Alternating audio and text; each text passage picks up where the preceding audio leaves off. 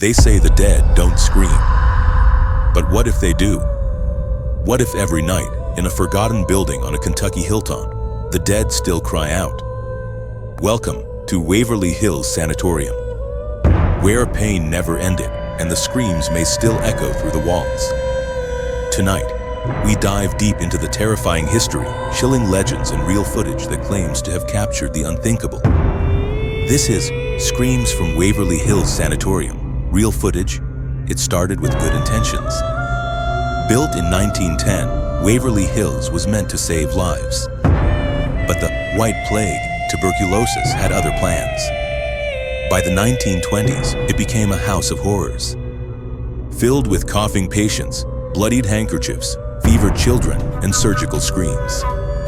Over 63,000 people died here, and most of them never left.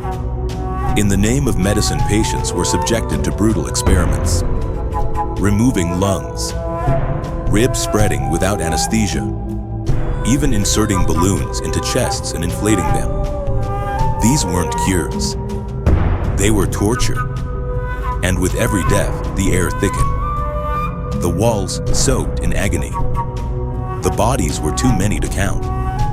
So, the staff used an underground tunnel, 500 feet long, pitch black, and sloped toward a forest. They called it the body chute. We call it the death tunnel. Every day, nurses wheeled corpses down the tunnel.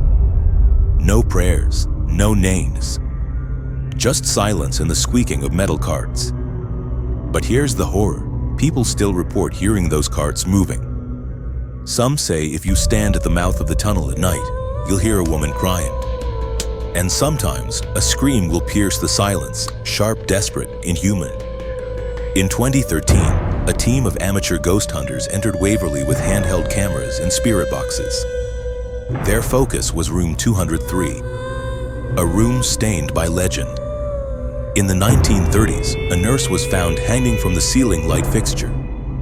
She was pregnant, unmarried, ashamed, and she died alone.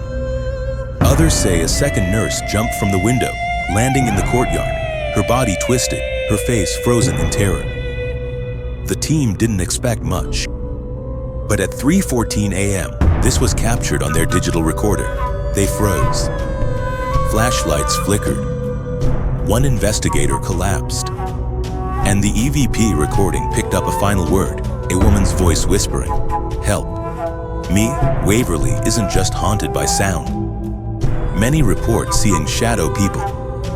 Tall, black figures with no faces, standing motionless at the end of hallways. And then there are the crawlers.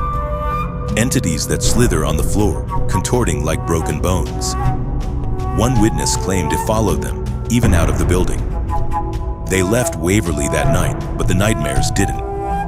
Every time they closed their eyes, they saw something crawl from beneath their bed. A black figure dragging itself forward, screaming in that same voice. Paranormal experts believe Waverly isn't just haunted, it's alive. A place where energy loops on repeat. Where suffering left a scar so deep, it became a permanent echo. But what if it's more than that? What if the pain summons something else? Something that feeds on sorrow? A dark entity? An intelligence? One that wants you to come inside, so it can feed you again. So now we ask you, would you dare walk through Waverly's halls alone? Could you handle the death tunnel?